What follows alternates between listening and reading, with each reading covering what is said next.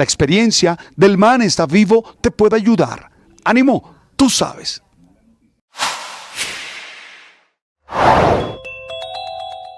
Hay otros 7 incendios esta mañana activos en Santander y en norte de Santander por las altas temperaturas, pero también por manos criminales o por la irresponsabilidad de gente que hace quemas, que prende fogatas y quedan las chispas prendidas. Con estas emergencias activas, el gobierno quiere cambiar ahora, increíblemente, por tercera vez, al comandante del Cuerpo de Bomberos Nacional. Sacaron al capitán Trujillo y quieren nombrar a Lourdes del Socorro Peña, que es la directora de bomberos de Ciénaga, en Magdalena, ponerla a manejar esta emergencia a nivel nacional. 3 directores de bomberos en año y medio de gobierno.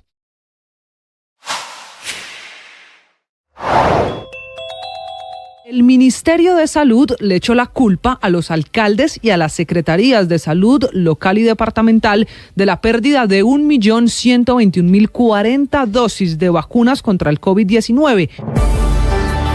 De la mañana, 2 minutos. Atención, la Audiencia Nacional, el máximo tribunal de justicia en España, acaba de enviar a juicio a quien fue presidente de la Federación Española de Fútbol, el famoso señor Rubiales, por el tema del beso no consentido después de ganar el Mundial Femenino. Enrique Rodríguez, en Madrid. Y es buena esa precisión de enviar a juicio, Néstor, porque podrían pensar nuestros oyentes que, como ha pasado ya por los tribunales de justicia, el juicio se estaba celebrando, y en realidad era lo que se conoce en España como fase de instrucción. Es decir, el juez oye a testigos, a inculpados y también a aquellas personas que han sido víctimas, oye sus testimonios y posteriormente decide si hay o no material probatorio suficiente para llevar adelante un juicio. Así que sí, Luis Rubiales, pero no solo Luis Rubiales, tendrá que ir a juicio próximamente en España. Y digo no solo porque le acompañarán en ese proceso judicial el director deportivo de la selección masculina, que se llama Albert Luque, el que fuera entrenador de la selección femenina y campeón del mundo Jorge Vilda, y el que fuera responsable de marketing de la Federación Española de Fútbol, Rubén Rivera. Estos 3 últimos por las presiones posteriores a las que se sometió la jugadora para que realizase una manifestación pública afirmando que el beso había sido consentido, Néstor. Sí, Enrique, atención, esta mañana también, mientras hablábamos de incendios, de perritos en Colombia, el gobierno de los Estados Unidos decidió frenar la producción de los Boeing, los aviones que se han accidentado y que han generado la gran controversia en el mundo por fallas en sus aviones, en su seguridad. Juan Camilo Merlano, en Washington. Néstor, es de un modelo en específico. Recordarán ustedes que a principios de este año un avión de Alaska Airlines volaba de Portland hacia el sur de California y en pleno vuelo una de sus puertas se desprendió. Iban 171 pasajeros en el vuelo y el avión había despegado. Estaba a unos 16.000 pies de altura, alrededor de unos 5.000 metros. Tuvo que regresarse al aeropuerto de Portland. El avión en cuestión era un Boeing 737 MAX 9 y tras este incidente y otros incidentes también, la Autoridad Aeronáutica de Estados Unidos había tomado la determinación de ordenar inmovilizar, mantener en tierra estos aviones mientras que se adelantaban las investigaciones correspondientes. En total fueron 171 aviones a los que se ordenó mantener en tierra, lo que llevó también a la cancelación de miles de vuelos de Alaska Airlines y de United Airlines. Pues la Administración Federal de Aviación anunció en las últimas horas que debido a los problemas, entre comillas, inaceptables en la calidad de los aviones, ordenaba a Boeing frenar la producción de sus aviones 737 MAX, pero a su vez asegura que el modelo MAX 9 puede volver a volar luego de un proceso profundo de inspección y de mantenimiento. Todos estos hechos se dan luego también de que se elevaran más preguntas en torno a la producción de esos modelos. Un empleado de Boeing, radicó una queja anónima asegurando que en la planta en Renton, Washington, no se estaban cumpliendo con los protocolos más estrictos de seguridad. Y precisamente el presidente de Boeing, de la compañía, estuvo ayer en el Congreso de los Estados Unidos en una sesión de puerta cerrada junto a congresistas, asegurando que su compañía está preocupada por los máximos estándares de seguridad y que él está dispuesto a trabajar para poder garantizar la seguridad no solamente a las compañías aéreas, a las aerolíneas, sino también a los pasajeros. Hay que destacar que la acción de Boeing ha caído en un 4% desde estos anuncios por parte de la Autoridad Aeronáutica, Néstor. Juan Camilo, a propósito de acciones y de economía, esta mañana se está disparando el precio del petróleo internacional, que sube, está por encima de $80 esta mañana el barril, tal vez por los ataques internacionales, por la tensión en el Mar Rojo. Silvia Carrasco, en Europa. Sí, Néstor, y lo que llama la atención es que esta es la primera vez en el año, en lo que va de año, que llevamos ya 25 días del año, el petróleo supera esa barrera psicológica de los $80 y está todo el mundo preocupado viendo qué es lo que ocurre. En este minuto está en $80 con 80 centavos el precio del crudo que se vende en el Reino Unido, o sea, el petróleo Brent, que es referencia para Colombia. ¿Y por qué está todo el mundo atento a lo que ocurre ahí? Porque lo que está ocurriendo en el Mar Rojo y también al otro lado, en el Golfo Persa, lo que está ocurriendo es que se teme que se ponga en peligro la producción de petróleo, el abastecimiento mundial de petróleo.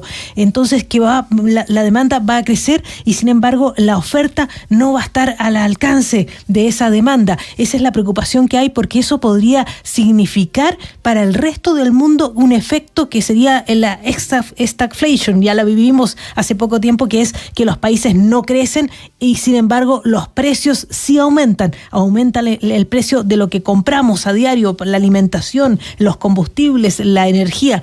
Esa es la preocupación que hay en este minuto, que para que se llegue a ese problema tiene que empezar a subir el precio del petróleo. Por lo tanto, todos los analistas en este momento están mirando cómo crece el precio del petróleo para ver si camina la economía mundial a un efecto de lo que se está viviendo ahí en Medio Oriente, Néstor.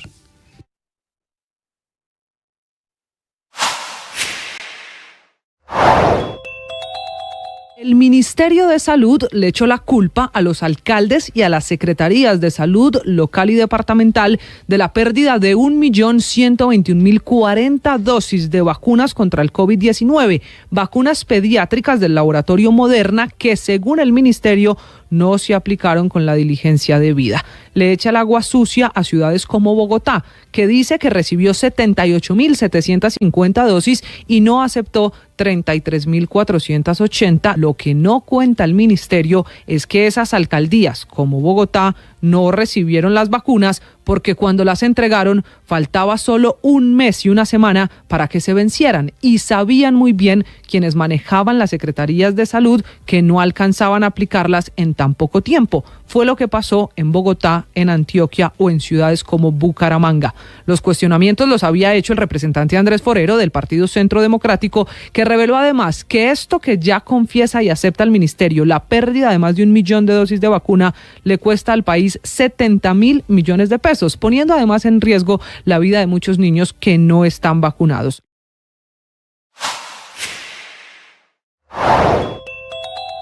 El incendio en el páramo de Berlín, que estaba a punto de ser controlado, se reactivó anoche en 2 puntos en la vereda Ucatá, en Tona, por los fuertes vientos en el Alto del Picacho. Es muy triste ver las imágenes de cómo quedaron calcinados miles de frailejones, pinos, árboles de eucalipto y otras especies de fauna y flora nativas en el páramo de Berlín.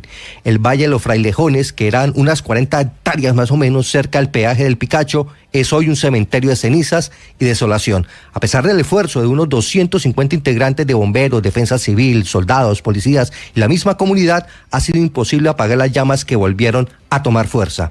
El daño ambiental es incalculable y recuperar lo destruido podría tardar más de 40 años. En Santander, los incendios, Néstor, ha destruido más de 1.000 hectáreas de vegetación y cultivos agrícolas en los últimos 8 días, comenzando con el gran incendio allí en el sector de Ruitoque. Por eso se declaró la calamidad pública en el departamento, donde hay 57 municipios en alerta por altas temperaturas, incendios y falta de agua.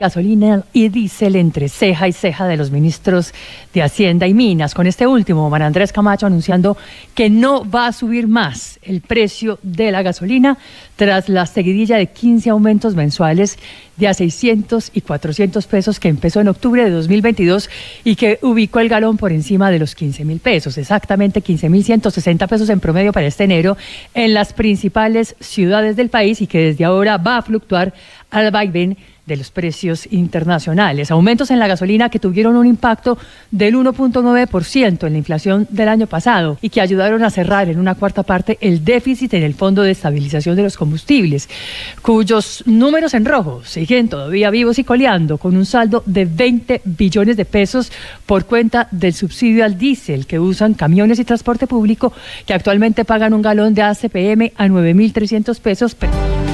En medio de las cifras de preocupación sobre la economía colombiana, se ha conocido la caída en la construcción de vivienda. El año pasado se dejaron de construir viviendas casi 45%.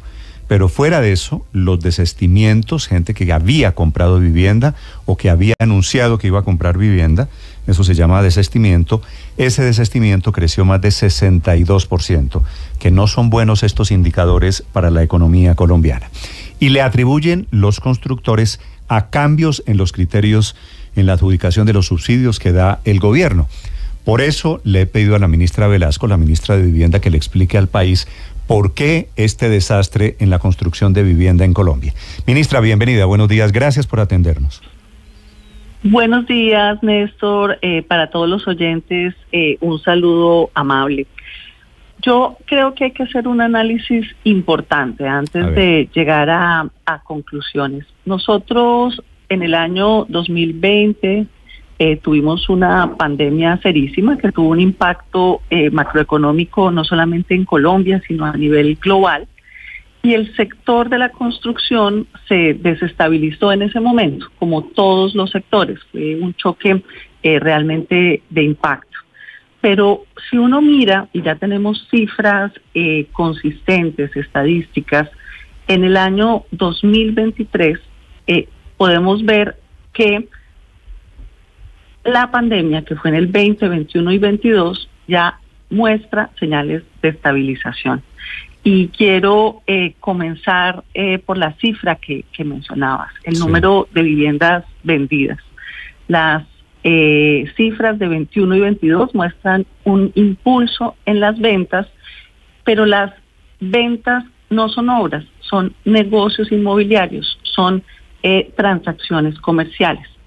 Y ese aumento de esos años generó una construcción de obras en el año 23.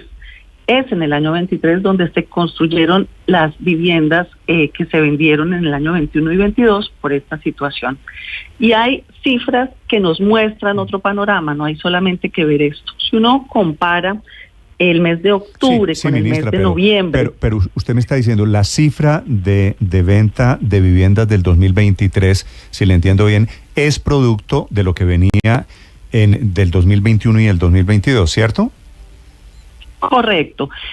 Las ventas desde el año 2016 hasta el año 2019 están por el orden de 189,000, con unas fluctuaciones menores ahí. En la pandemia, año 2021 y 2022, tuvimos unos aumentos importantes, hasta 254,000, 237,000. ¿Qué quiero decir? Y es clave. Viviendas, la venta de viviendas no es construcción de vivienda, son transacciones.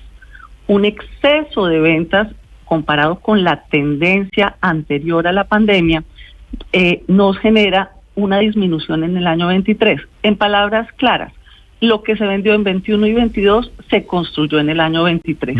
Y eso nos generó ministra, de acuerdo, unas cifras diferentes. ¿Y eso en qué cambia el diagnóstico de que el año pasado hubo, un desastre, 45% menos de vivienda construida? Es que esa cifra no es así, Néstor. Si uno mira las iniciaciones, que es otro indicador muy importante, porque ese sí son ladrillos puestos en el sector, eso es lo que genera empleo, es lo que genera obra. Uno ve que en el año 23 tiene 138,000 iniciaciones, cifras equivalentes al año 2019, antes de la pandemia, 139,000. ¿Qué quiere decir entonces iniciación, ministra? Iniciaciones que efectivamente se comienza la obra, se arranca la obra. ¿Y por qué a esa iniciación no le aplica el mismo criterio, se comienzan obras que se vendieron antes? Exactamente, porque tuvimos unas iniciaciones en el año 21 y 22 también atípicas. ¿Qué quiero decir con este análisis? Es que usted le está diciendo básicamente, ministra, si le entiendo, no es que el año pasado no se construyeron, sino que no se vendieron. Exactamente. ¿Y usted por qué cree que no se vendieron? En los años anteriores. ¿Por qué cree que no se vendieron? Por razones importantes, especialmente la tasa de interés. Mira, ¿No es cierto, ministra, que el cambio de criterios decidido por usted, por el gobierno, afectó ese tema de oferta y demanda? No, por una razón, pero muy contundente, y es que asignamos 75,000 subsidios. Si no hubiéramos tenido esa asignación, uno podría dudar, pero se asignaron completos y además se asignaron semana a semana.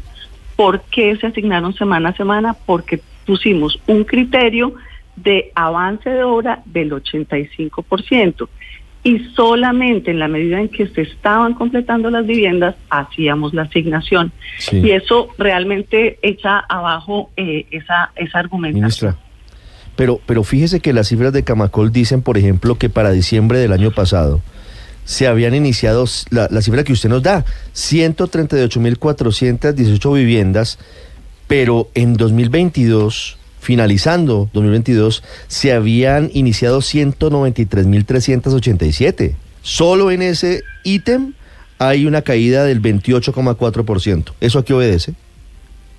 Eso nos exige mirar no solamente el cambio 22-23, sino mirar una tendencia anterior. Si uno identifica un comportamiento atípico del sector durante la pandemia, 20, 21, 22 y 23, se da cuenta que la cifra del 23 es equivalente a la cifra del 2019 antes de pandemia, 139,000 y 138,000 en cada uno de esos años. ¿Qué es lo que yo quiero decir? Que el momento de la pandemia, que tuvo unas condiciones macroeconómicas realmente inesperadas, que nadie estaba preparado, que generó un choque serísimo en la economía nacional e internacional, se está estabilizando y las cifras del año 23 así lo demuestran. En el año 23 las iniciaciones son equivalentes a la del año 2019 y las ventas de viviendas que fueron altas en el 21 y en el 22 tuvieron ajustes en el 23, pero hay algo que es realmente importante y es el empleo en el sector de edificaciones. Y quiero, por favor, señalar esto que es clave.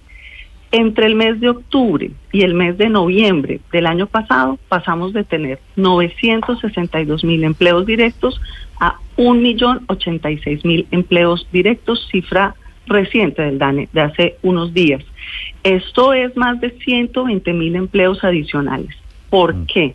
Porque las obras, la construcción está estabilizándose. Así que, a ver, ministra, yo creo que esto vale la pena. Esto es de la mayor importancia para el país. No sé si lo que estoy escuchando como argumento suyo es el negacionismo, es que todo está perfecto. No, jamás. Lo que estoy diciendo es que el país y el mundo tuvimos una situación excepcional económica, que fueron los años 20, 21 Ministra, y 22. Bueno, por eso, pero ahí quiero hacerle un par de preguntas. ¿No es cierto acaso que usted excluyó de los grandes proyectos las grandes ciudades? No, jamás. Realmente eso no tiene ningún sentido decirlo.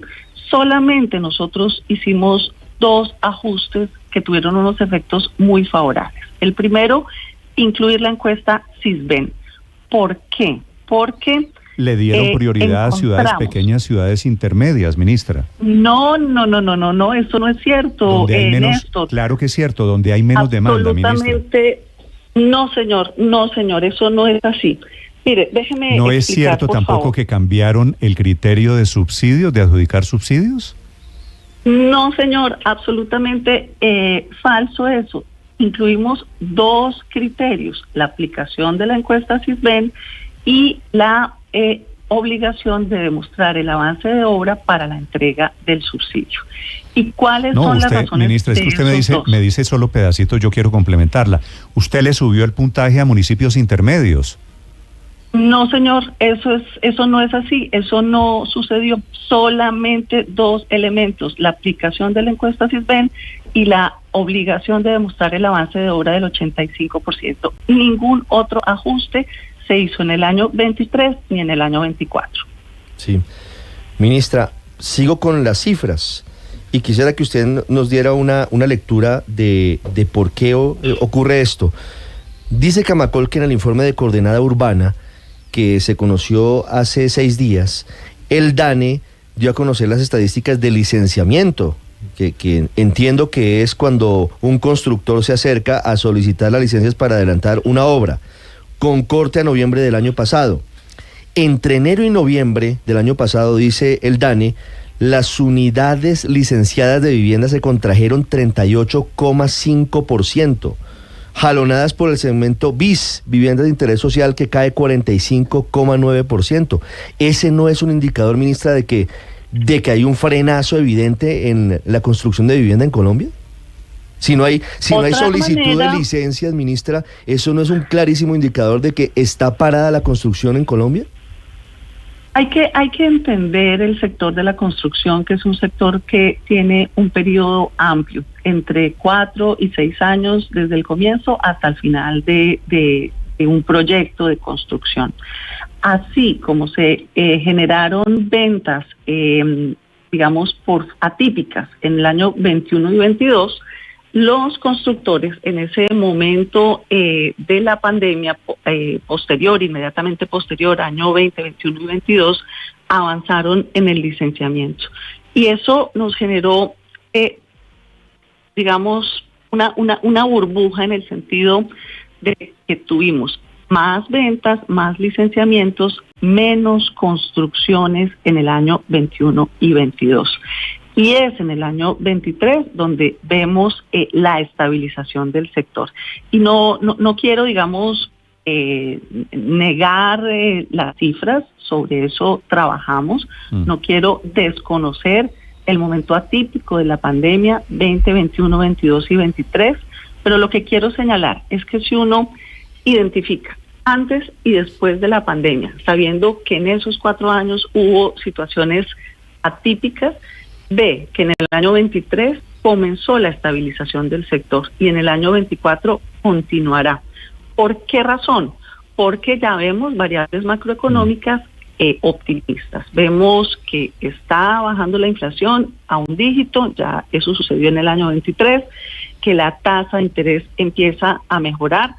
Ya hoy en día, y hago la cuña, el Fondo Nacional del Ahorro tiene tasas de crédito hipotecario del 10% y otras entidades financieras comerciales están alrededor del 14%.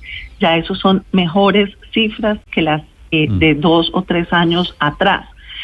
Si uno entiende que ese momento de la pandemia es atípico, se da cuenta que en este año 23 que terminó y en este 24 que está comenzando, estamos volviendo a las tendencias anteriores a la pandemia. Y eso es muy positivo. La volatilidad del sector se está apaciguando. Sí. Y eso, ministra, se comprende. Si es así, si la volatilidad del sector se está apaciguando, quiero preguntarle, porque usted me dice que las cifras que yo le estoy dando no son ciertas. Usted sabe que la semana pasada hubo una reunión en la Superintendencia Financiera con banqueros, con constructores. Tengo entendido que usted no fue a esa reunión. Estaban grandes banqueros, pero también representantes del gobierno. Usted debe saber quiénes estuvieron del gobierno en esa reunión. Y que hubo una queja grande, ministra, porque están paralizados los proyectos en las grandes ciudades capitales. ¿Usted sabía eso, ministra? Yo no estoy diciendo que las cifras, no estoy negando las cifras. Lo que pasa es que hay que ver. Ministra, ¿usted sabe de la reunión que hubo la semana pasada en la Superintendencia Financiera? No, señor. Pregúntele a la doctora Laura Sarabia, que estuvo en esa reunión, y pregúntele al doctor Dusan, pregúntele al superintendente. ¿Una reunión sabe por qué, ministra Velasco? Se lo digo con todo el respeto. Escucho. Para quejarse por las cifras suyas, para decir una interlocución gobierno, banqueros, constructores, para decirles estamos preocupados porque paralizar el sector de la construcción es paralizar la economía. Y las cifras de que se dejaron de vender más de 100,000 viviendas el año pasado, ministra, son ciertas y hay que aceptarlas para crear correctivos. Si no acepta usted, que es la ministra que maneja el ramo, ministra, pues no van a salir del hoyo negro en el que se encuentran. Mire, yo creo que tenemos que sosegar el análisis. Las cifras hay que verlas en conjunto, no solamente una, todas, y no solamente ver un momento, sino mirar el panorama amplio. No es cierto que se hayan limitado el acceso a subsidios y tampoco es cierto que no estemos entregando los subsidios. 75,000 se asignaron el año pasado. Eso es importantísimo. Hay mejoras en las tasas de interés y el sector financiero así lo expresa en diferentes instancias. Y realmente vemos con optimismo el año 24 porque tenemos la disponibilidad de recursos para la asignación de subsidios y porque vemos en el sector de la construcción, en las empresas, en el sector financiero, mensajes de avance que realmente así lo demuestran. Ministra, mire, con mucho respeto, pero todavía sigo sin entender por qué usted dice que las cifras se están normalizando, que hay un buen panorama. Y me voy a ir mucho más atrás de la pandemia. Mire, 2014, ventas de viviendas, ese año 170,000. 2015, 185,000. 2016, 190,000. 2019, 190,000 viviendas. 2020, llega la pandemia, 205,000 viviendas. 2021, en plena pandemia, cuando más estábamos asustados los hogares colombianos, 254,000 viviendas. 2022, 237,000. El año pasado, 130,000. ¿Qué se está estabilizando aquí, ministra? Si vemos es un bajonazo tremendo. Escúcheme, por favor. Venta no es obra. Venta es una transacción inmobiliaria. Y en el año 2021, la venta es lo más importante. Ministra, o sea, no, de señor, la venta parte todo. Pero, ministra, o sea, no entremos en la discusión. Si yo no vendo, ¿cómo porque voy a, ¿cómo voy a producir, a construir, pues claro que la venta es una transacción, pero se vende y supone, cada vez que usted vende, pues supone una casa, una construcción, un apartamento. Claro. Y entonces las mejor ventas dicho, para del construir, 21, ministra, para construir hay que vender. Pues discúlpeme, le digo la bobada. Y lo mismo, para fabricar panes hay que venderlos, sí, dependiendo si me escuchan, la demanda. con mucho gusto explico. Claro que sí, señora. En el año 21 y 22 tuvimos ventas atípicas que no se ven en el año 23. Las cifras son ciertas y las acogemos. Eso lo que nos genera es la presión por la construcción posterior que se inicia en el año 23. Y tenemos ahí como un sobresalto en el ciclo del sector. En este año 2023, como les mencionaba, ya estamos viendo un repunte en el empleo. De octubre a noviembre, más de 120,000 nuevas personas empleadas en el sector.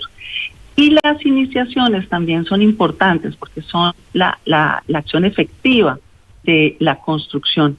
Vemos exactamente igual la tendencia del 23 con cifras equivalentes a las del año 2019.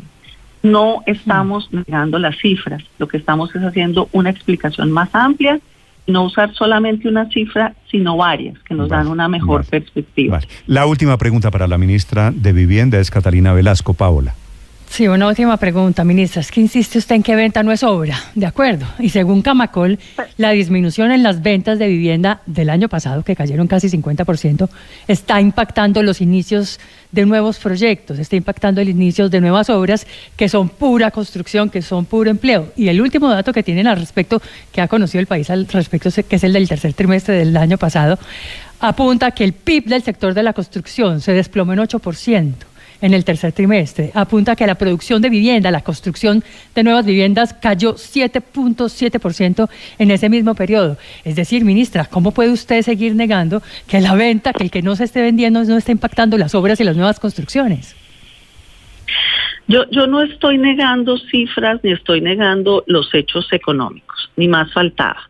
Yo lo que estoy señalando es que la pandemia nos generó una situación atípica que se está estabilizando, que la economía ha tenido un impacto en todos los ámbitos, en todos los sectores, y eso es un hecho, y que En este momento vemos que hay estabilización en el sector y lo vemos con las cifras de empleo, lo vemos con las cifras de iniciaciones, lo vemos también con los recursos asignados para Mi Casa Ya, y lo que queremos es valorar los instrumentos para avanzar en el año 24. Me queda solo una duda, porque hemos hablado de caída en las cifras de construcción. ¿Usted tiene alguna teoría de por qué se dispararon de esa manera los desistimientos? Es decir, gente que se había comprometido a comprar, que terminó, que se arrepintió de comprar,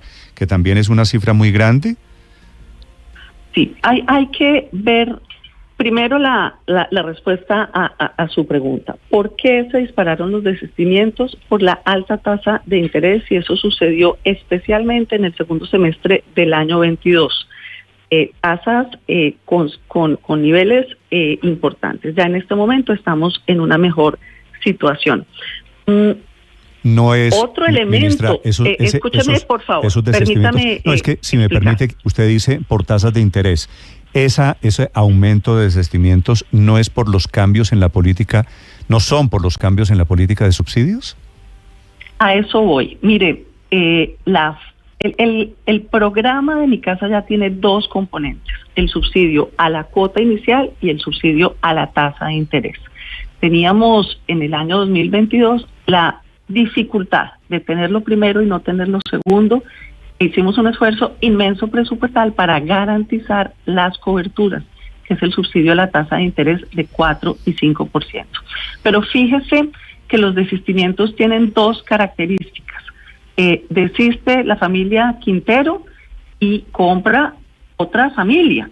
Eso es un hecho. Los desistimientos no son perpetuos, no quiere decir que se desiste y esa vivienda no se compra. La deja de comprar una familia y la compra otra. Y el segundo elemento es que la familia que desiste no desiste para siempre. Estas familias tienen su interés en comprar su vivienda y en años posteriores, cuando mejoren las condiciones, ya sea personales como del entorno, como del subsidio, pueden volverlo a hacer. Los desistimientos no son para siempre y cuando una familia desiste, otra familia hace la compra. Entonces, hablar solamente del desistimiento en un momento particular pierde de vista eso. Y se está viendo en este momento que, superada la situación, ya es por razones de la tasa, por los avances presupuestales, de las debilidades de los subsidios, tenemos que ver la fotografía en cada momento de los desistimientos, no es una única situación. No, pues claro, ministra, si hay una casa, si desiste Quintero, pues entra Morales y entra Pérez, pues eso sí, al cual. Ni más faltaba. Sí, exactamente, entonces por eso lo que hay que ver los es, desistimientos pero lo que hay que ver, tiempo. Ministra, lo que hay que ver es por qué Quintero desistió. No, pues la casa pues la revenden. Cuando no se compra pan, pues el pan lo hacen algo con el pan, lo regalan, lo que sea. Pero, claro. hay que preguntarse por qué la gente, ministra, 30 y pico %, el desistimiento es muy alto también. Por dos razones, porque la tasa de interés era altísima y las cuotas mensuales las familias no tenían la capacidad de pagarlas, y porque en el año 22, no, ministra, y ahí eso está medido, más del 30% de los desistimientos son por problemas de subsidios, por problemas de tasas de interés. No, eso no es cierto y quiero explicarle la razón. Los subsidios se entregaron en su totalidad, 75,000 en el año 23. Y eso nos permite señalar que los recursos están entrando. Pueda que no a la familia que inicialmente tenía el interés, sino a la siguiente que recibió el subsidio. No podemos decir que... Por eso, ministra, pero es que la familia que no puede... Es que el mayor sueño de un hogar colombiano es el tener su vivienda propia y hacen un abono, claro, pagan una cuota inicial y desisten y quién sabe cuánta plata pierden. Mire, cuando uno va a comprar un apartamento le dicen, listo, cerramos el negocio, si usted se echa para atrás hay una penalidad de tanto porcentaje. Es que hay que pensar también en esas familias que desistieron. Y en el segmento bis, que es de los hogares más vulnerables, el número de desistimientos fue del 90%, es decir, de 10 viviendas BIS se echaron para atrás 9 hogares colombianos, ministra, y por eso el informe de Camacol dice... Eso no es cierto, no podemos decir que el 90% o de los desistimientos, pero es lo dice el informe de Camacol, ministra. No, están mezclando los datos y no es preciso, no es así. Ministra. Dice, el incremento en los desistimientos en renuncias BIS fue del 92%, ministra, y también dicen que el 31% de los desistimientos... Valorar un incremento exige mirar la línea de base para poder hacer una aseveración. Sí, tal vez, Víctor, sí hay que hacer una corrección porque usted dice que el desistimiento fue de 92. Mi corrección... Fue el crecimiento, Víctor, perdón, sí. Fue el crecimiento del 92%. Sí, mi corrección es que no es 92, es 91.5, Víctor. No, 92, no le exagere las cifras a la ministra, Víctor, por favor. Pero sí hubo un crecimiento en el segmento BIS, ministra, del 92%, y son las cifras oficiales de Camacol, o es el informe de Camacol. De los constructores. Ministra, ¿usted habla con el doctor Herrera, con el presidente de Camacol? Hablamos con los constructores permanentemente, con Camacol en las regiones, avanzamos día a día, y realmente el Ministerio de Vivienda no puede trabajar sin los constructores porque son quienes generan el insumo para las familias. Vale. Ministra Velasco, le agradezco la explicación, le agradezco que le cuente al país su versión sobre el tema tan importante de la vivienda. Gracias por estos minutos, ministra. Buen día. Catalina Velasco, sobre la construcción de vivienda en Colombia. Adiós, ministra. 8 de la mañana, 37 minutos. Un tema complicado, muy serio. Pero mejor están las dicho, cifras. Porque es que lamentablemente la posición de la ministra es una posición negacionista. Ella no reconoce que hay una situación difícil en materia de construcción de vivienda y que es fundamental solucionarla. Y que no solamente lo dice Camacol, lo dice el DANE, Paola, lo dice el Banco de la República. Si usted no lo reconoce, un problema es imposible solucionarlo, porque usted no es consciente del tema. La caída, Felipe, no es un juego. Cuando estamos hablando de que la construcción de vivienda, ella dice, no cayó la construcción, fue la venta. Pues claro, gran descubrimiento, Felipe, para construir vivienda, pues toca comprarla primero. Y se construye, entre otras cosas, la vivienda es uno de esos sectores que se construye pues porque se vende, porque si no, no tienes lo que se llama en términos de construcción cierre financiero. Usted no construye un apartamento sin tenerlo vendido, pues eso sería de una insensatez gigante. No, la verdad, la capacidad de negacionista del gobierno a mí, y lo hablábamos hace una hora y media, Néstor, es sorprendente, realmente. Desde yo no lo crié, yo no dejé vencer las vacunas, yo no hice los Panamericanos porque fue culpa de no sé quién, es una capacidad de negar, y si usted no reconoce que tiene problemas y que hay problemas, como dice Ricardo Espina, pues no los va a poder solucionar. Sí, se lo dije a ella, me parece que estamos en etapa de negacionismo. 8 de la mañana, pero es que además fueron sus propios cambios, ahí el lío. Todos los constructores del país le dicen, mire, el lío está que el Ministerio de Vivienda le hizo unos cambios a ese programa de subsidios Mi Casa Ya, entre otros, que pusieron a la gente a que todo el mundo tenía que estar en el Sisbén, cosa que antes no sucedía. Y eso es uno de los obstáculos que la ministra hoy en día, pues claro, si no se estaría ella misma haciendo el harakiri, pero entonces... No es el que menos. Mire, según este análisis de Coordenada Urbana de Camacol, 31% de los hogares desistió de comprar casa por los cambios y los problemas en los subsidios de Mi Casa Ya. Un 25% apenas por factores asociados al crédito, es decir, altas tasas de interés en términos hipotecarios. Y bueno, recuerde usted que tampoco es que vayan variando. Hay unos créditos que son con plazas fijas, a término fijo. Es decir, hay muchas alternativas hoy en día. Claro que es un problema. También han aumentado los costos de la construcción de los mismos insumos como tal, sin duda. Pero miren esto. Lo que más está golpeándoles son los cambios que hizo el propio Ministerio de Vivienda. Claro, pero y dos cambios adicionales a estos. Usted le preguntó a la ministra Néstor sobre el cambio en los municipios. Y en una resolución del ministerio, el ministerio dice en la 788 de 2023, de agosto de 2023, establecen que los municipios categoría 6 y 5 reciben más puntaje que los categoría 2 y 1, 20 puntos versus 10 puntos. con una buena intención seguramente, y es que se construya en municipios de baja Pero categoría, no pero el salió- problema de esos no salió municipios es que bien. no tienen los POT los POT listos, no tienen las redes de alcantarillado y electrificación. Entonces, ese cambio, así como otro cambio que ella mencionó acá, y es que exigen que ya la vivienda esté construida en un 85%, distinto a procesos anteriores. Lo que hacen es que rompen el sistema de confianza con el que había funcionado este programa de Mi Casa Ya durante el gobierno Santos, durante el gobierno Duque, y es que los constructores sacan crédito para empezar la construcción, pero además se financian con el desembolso del subsidio y al final entregan la vivienda. Es que nosotros no hemos visto escándalos de corrupción en Colombia donde lo entreguen la gente que compra Mi Casa Ya. Entonces, esa desconfianza de exigirles que se pague el 85%, Así que esté es. construido el 85%, lo que hizo fue elevar los costos de la construcción porque el constructor lo que tiene que ir es a sacar crédito. Pero fíjese que Néstor, la paradoja, Luis en Ernesto, una es defensa la ministra... La ministra dice, yo acepto las cifras.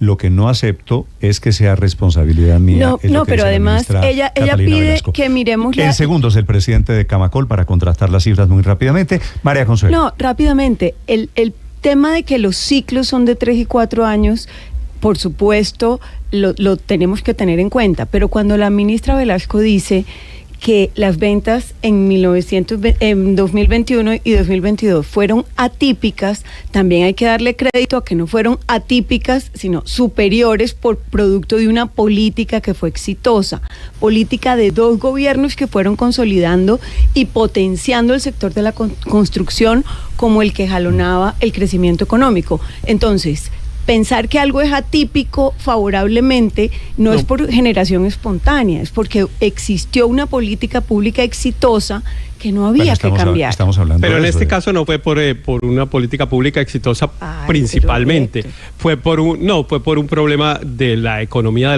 que generó la pandemia. La gente de la en la respuesta pandemia, del Estado a la pandemia, claro. la gente en la pandemia, una la gente en la reacción. pandemia ahorró.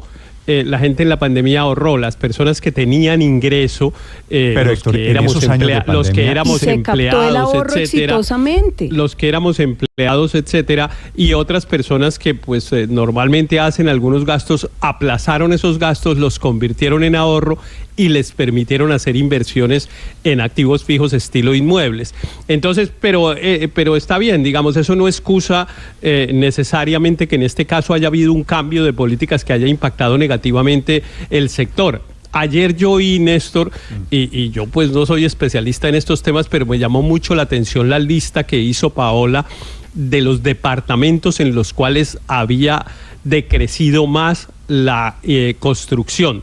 Y en la cabeza de la lista Nariño. estaban Cauca y Nariño, que son departamentos que han tenido una fuerte depresión desde el punto de vista económico por el tema de la baja de precios de la coca. Pero si usted coge la lista la coca de esas en zonas, la coca o en el Héctor, Cauca, usted sabe que la están pues casi que regalando, y ahí en los municipios que han tenido una economía muy cocalera, una depresión grande. Y para nadie es un secreto que, por allá ejemplo, arriba, la construcción en Popayán, permítame, no, pero es Néstor, que terminar le quiero la decir frase es que para decirle... esa lista es porcentualmente cuánto ha caído la construcción está de bien, vivienda. está bien. Ahorita, pero déjeme terminar para decir, en el Popayán, por ejemplo, había habido un crecimiento importante de la construcción, y pues cuando uno preguntaba en las calles de Popayán qué era lo que pasaba, todo el mundo le decía la plata de la coca.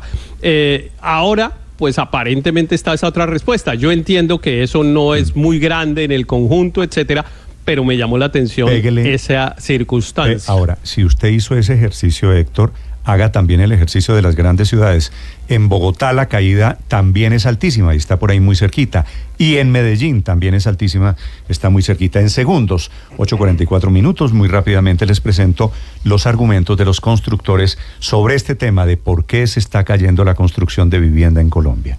Ahora nuestro contenido no solo se escucha, también se ve. En este país, gobernador, todo es gravísimo y no pasa nada. Algunos en ese límite de la ilegalidad. Bienvenido, gracias por estar conectado. En Blue le ponemos cara a la radio, a la opinión y al debate, a los diferentes puntos de vista, al rigor periodístico, a los hechos deportivos, a la opinión, al humor y al entretenimiento. Le ponemos cara a la radio. Suscríbase a nuestros canales de Facebook y YouTube y desde las 6 a.m. hasta las 7 p.m. disfrute de toda nuestra programación en vivo. Blue, la alternativa.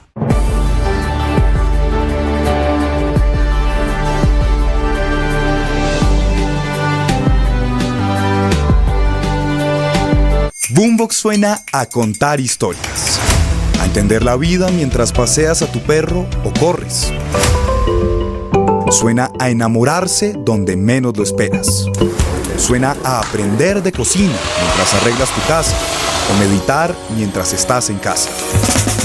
Boombox suena a todo lo que quieras escuchar, desde tu celular, tablet, computador o parlante inteligente, donde quieras, cuando quieras. Llegó Boombox Podcast, un mundo por escuchar. ¿Qué te suena hoy? Encuéntranos en boombox.com o en tu plataforma de audio favorita. Boombox.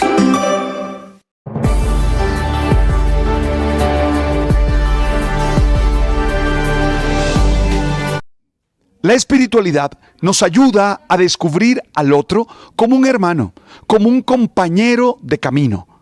El otro, a pesar de la diferencia, no puede ser un enemigo nuestro. No hacemos la vida contra el otro, hacemos la vida con el otro. Y si tienes una experiencia espiritual, sabes que también la hacemos para el otro. Herrera es el presidente de Camacol, la Cámara, el gremio de los constructores en Colombia. Doctor Herrera, buenos días.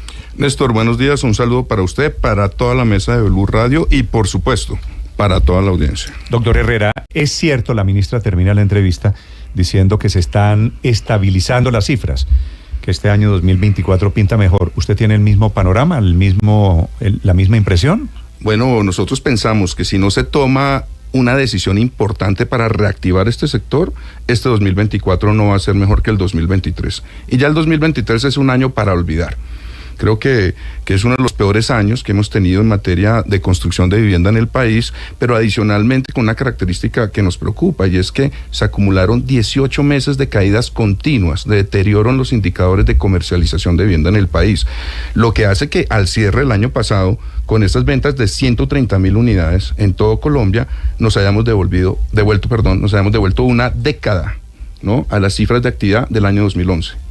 Donde se vendieron 132,000. ¿Usted comparte el criterio de la ministra que acaba de decir, esas no son viviendas, los indicadores que ustedes están presentando de caída de 45% no son viviendas construidas, sino ventas de viviendas? Sí, hay varios indicadores. Uno es el de comercialización, que se expresa en ventas de unidades, que cae el año pasado en un 45%. ¿No? Sí. Mientras en el año 2022 se vendieron 237,000 viviendas en el país, el año pasado se vendieron 130,000. ¿Qué quiere decir eso? Las ventas, ¿no?, que habían sido de 56 billones en el año 2022 pasaron a ser 36 billones el año pasado. ¿Qué quiere decir eso? A la economía no le entraron 20 billones de recursos de los hogares, de los empresarios, de los bancos para mover el empleo nacional. Pero adicionalmente también tenemos los indicadores de actividad, los que se llaman iniciaciones de obra, ¿no?, los que generan el empleo, la construcción de nuevas unidades. Pero ya dice que el tema de iniciación de obras que está parejo, que no hay caída ahí. No, sí, claro que hay una caída, y grande, ¿no? Usted vende en Colombia para construir, y construye cuando inicia las unidades de vivienda, que el año pasado cayeron por encima del 28%, 28.4%. Pasamos de iniciar 193,000, 194,000 viviendas en el 2022 a iniciar 138,000 el año pasado. Pero mire estas cifras, también lo que debe llamar la atención de los planificadores de este sector y de todos pues, los que estamos en esta industria. El año pasado se vendieron 130,000 viviendas, sí, y se iniciaron 138,000. Y empezamos a ver que por primera vez en la serie que se mide, se construye más de lo que se vende. Nos estamos comiendo la reserva de ventas. Y eso es importante porque para tomar una decisión... Pero eso quiere decir, ¿hay más oferta que demanda? No, se está acabando, no, la oferta sigue, pero la posibilidad de que la demanda pueda comprar se está deteriorando. ¿Por qué? Por las tasas seguramente, pero también en el caso de la vivienda social, por las restricciones, los retos y los problemas que se han generado con los cambios al programa de Mi Casa Ya, que eso lo medimos en Camacol, 1.928 proyectos activos, preguntamos por qué la gente está desistiendo. En el caso de la Novis, más del 60% de la gente desiste por tasas de interés o por condiciones de ingreso. En el caso de la vivienda social, el 31% de los hogares desistió por problemas asociados al programa de Mi Casa Ya. O no tenía el Sisbén, o el Sisbén se demoró, o el puntaje le cambió el monto del subsidio. Se lo pregunté a la ministra, el desistimiento tiene que ver con la modificación al criterio de subsidio, ¿no? Claro que sí, tiene mucho que ver, y cuando uno mira las curvas, pues el comportamiento es bien diferente. mientras el desistimiento en la vivienda no BIS creció un 6.4%. Es decir, pasamos de 7.800 hogares que han desistido en el 22 a 8.300, es decir, 470, 500 hogares más.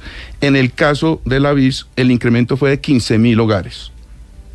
Pasamos de 14.000 a 29.000 hogares que desistieron el año pasado en BIS. Y no todo eso se puede explicar por tasas de interés.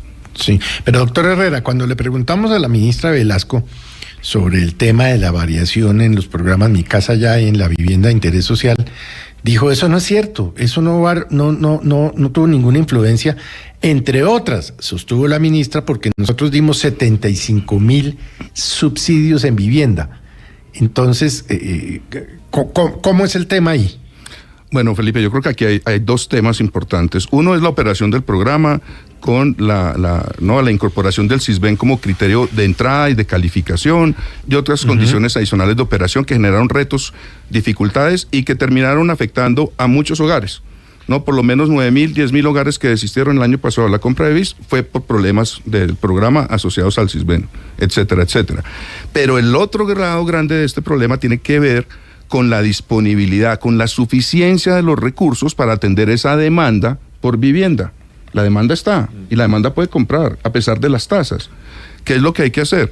Pues garantizar que los hogares que van a recibir los subsidios en un año pues puedan acceder todos al subsidio. El año pasado la ministra dice que se asignaron 75.000. Cuando uno revisa las resoluciones de asignación de Fonvivienda para el año 2023, con fecha 2023, solo se asignaron 52.000 subsidios en Colombia. Hay 23.000 que se asignaron en el año 2022, pero que no se pudieron desembolsar porque no programaron en el presupuesto los recursos para poder hacer esos desembolsos y se acumularon en el año pasado. Doctor Herrera, nosotros aquí hemos analizado este tema de las altas tasas de interés, eso es cierto, están altísimas, los problemas de Mi Casa Ya, etcétera. Pero ustedes, ¿por qué no han metido dentro de la ecuación el tema de los precios? Es que mire, yo estuve por ahí cerquita al canal Caracol cotizando apartamentos y lo que llama la gente una cajita de fósforos de 37 metros cuadrados, casi 300 millones de pesos. Más hacia afuera, por la 80, hacia el occidente de Bogotá, un apartamento de 60, 70 metros cuadrados, 500, 600, 700 millones de pesos. Por aquí cerca al barrio del Campín, al estadio del Campín, 600, 700 millones de pesos. ¿Quién se compra una vivienda así? ¿Esto también está frenando las ventas? Bueno, aquí hay varias cosas para separar y yo creo que lo importante es ver la diferencia que hay entre la BIS y la no BIS, porque la BIS tiene el precio controlado en Colombia, tiene un precio tope que está definido en salarios mínimos legales mensuales, creo que desde la ley 9 del año 89, y que tiene su incremento asociado al incremento del salario mínimo. Nosotros desde Camacol y con otros gremios pues habíamos pedido que se analizara muy bien el incremento del salario mínimo este año para que fuera alineado un poquito con las condiciones de la inflación y no generar ese incremento que se dio, casi 3 puntos porcentuales por encima del precio de la inflación, y eso claramente pues puede afectar a los hogares que no tienen su salario indexado en salarios mínimos y que van a tener dificultades para ponerse al día con ese problema que llamamos en Colombia de asequibilidad de la vivienda, que es la diferencia que hay entre los precios y el nivel de ingresos que tenemos en Colombia, que tal vez sea uno de los más bajitos que tenemos en América Latina, si uno lo mide en dólares reales, comparados con los precios también en comparación internacional, que no son los más altos del continente, pero que sí están determinados por muchos factores,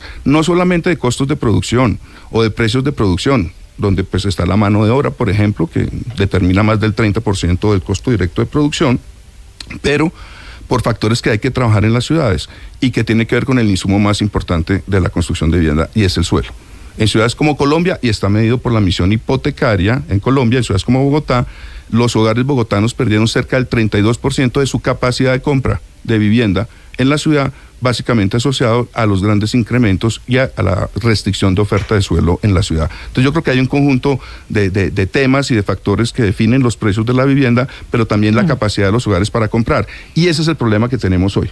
Si las ventas se cayeron es porque los hogares no están haciendo cierre financiero. ¿Cuál es la respuesta? Incrementar la capacidad de compra de los hogares. Si en pandemia se distribuyeron, se asignaron cerca de 90.000 subsidios al año en promedio para reactivar la economía, ¿no? Que en esos años perdió empleo en este sector por cerca de 172.000 empleos mensuales, pues lo que decimos es que si han pasado 18 meses de deterioro en un sector que está en crisis, la pregunta es si con 50.000 subsidios este año vamos a sacar del hueco a la vivienda social en el país. 18 meses seguidos de deterioro, y a esto se suma, y estoy aquí mirando un informe del Banco de la República que dice que los índices de precios de la vivienda nueva y usada en el país llevan 15 meses cayendo, por lo menos en términos reales. ¿Qué es lo que está pasando? Y si eso quiere decir que entonces mi vivienda hoy vale menos que antes y la de todos nosotros. No, Paola, ahorita lo que estamos viendo es una condición de ajuste que yo espero sea coyuntural, porque la vivienda como un activo que es importante, tiene siempre una valorización estructural en el largo plazo. ¿Qué es lo que ha pasado? Que en este momento, debido a la inflación, y al incremento de los precios en Colombia, pues ha estado por encima de la valorización en términos reales de la vivienda, pero ha sido, digamos, un momento coyuntural. Una vez la inflación vuelva a los niveles que debe tener, de acuerdo con el trabajo que está haciendo el Banco de la República, pues esos niveles de valorización de la vivienda tienen que recuperar su senda estructural de valorización que es de largo plazo. Sí. Doctor Herrera, quiero hacer una última pregunta sobre los desistimientos, sobre qué indica esa cifra de las personas que se cuelgan en la deuda y tienen que devolver los apartamentos a los bancos que les dieron el crédito hipotecario o el leasing habitacional. ¿Qué dice esa cifra frente al panorama que estamos mostrando de la vivienda en Colombia? Bueno, pues es una cifra que nos preocupa mucho, que empezamos a medir el año pasado desde Camacol, y no solamente Camacol, hay otra empresa muy seria que se dedica al estudio de mercado en el sector vivienda, que es Galería Inmobiliaria, y para septiembre, octubre del año pasado habíamos visto que el 44% de los hogares que desistían en su compra bis, según Galería Inmobiliaria, lo habían hecho por problemas asociados al programa de subsidio. No les llegaba el subsidio, no tenían... Deme un ejemplo, doctor Herrera, un típico caso de desistimiento, ¿cómo es? Pues, ¿qué puede pasar? Que un hogar que entró con un nivel de ingreso hace 2 años, cuando el programa no había cambiado... Pero la gente puso plata... Claro, la gente tiene que poner la cuota inicial. ¿Qué pasaba con mi casa allá? ¿Esa plata de los desistimientos se pierde? No. En muchos casos, muchas empresas ayudan, los devuelven, ¿cierto? Y uno lo que quiere precisamente es una política de vivienda que evite esto. Entonces, si este año necesitamos 74,000 subsidios, porque ya están esas ventas hechas, las viviendas se están construyendo, Néstor, se entregan este año, se compraron con cierre financiero de mi casa ya, 74,000, y solo tengo 50,000 subsidios, hay 24,000 hogares que van a quedar volando. Pero, doctor Herrera, algo así es lo que puede pasar. Una persona dice, me van a dar el subsidio, ya me dijeron, listo, está pendiente el desembolso, pero... como no lo tengo y necesito pagar la cuota inicial o necesito el resto del dinero para financiar la casita o el apartamento, pues toman un crédito con un banco, confiados en que va a ser desembolsado el subsidio del gobierno. Y ese subsidio se demoró de una forma muy, muy complicada durante el último año. La gente no tiene cómo pagar el crédito hipotecario y tiene que devolver el bien. Esos son más o menos los casos típicos de desistimiento. Eso ha pasado con los casos típicos de desistimiento, y lo dice Ricardo con toda la razón. En el 2022 se asignaron cerca de 23,000 subsidios, pero no se había programado los recursos para poderlos desembolsar. Recursos que se vinieron a desembolsar, creo que hasta mayo, empezaron a desembolsar en mayo del año pasado. Entonces muchos de esos hogares pudieron haber quedado atrapados, digamos, en esas incoherencias de programación presupuestaria. Y este es apenas uno de los muchos termómetros de la economía. Doctor Herrera, gracias por acompañarnos esta mañana. No, a ustedes, Néstor, muchas gracias por la invitación. Esta es la versión de los constructores, el presidente de Camacol, 8:59 en Mañanas Blue. Estás escuchando Blue Radio.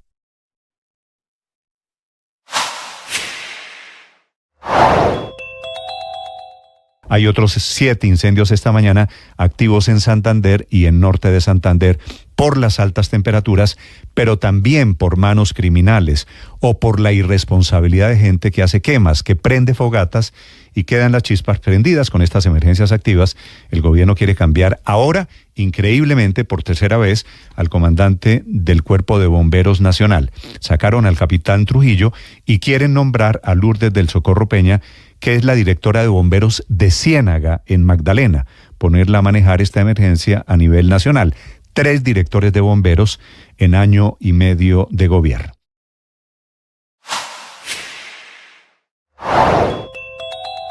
El Ministerio de Salud le echó la culpa a los alcaldes y a las secretarías de salud local y departamental de la pérdida de 1.121.040 dosis de vacunas contra el COVID-19, vacunas pediátricas del laboratorio Moderna que, según el ministerio, no se aplicaron con la diligencia debida. Le echa el agua sucia a ciudades como Bogotá, que dice que recibió 78.750 dosis y no aceptó 33.480. Lo que no cuenta el ministerio es que esas alcaldías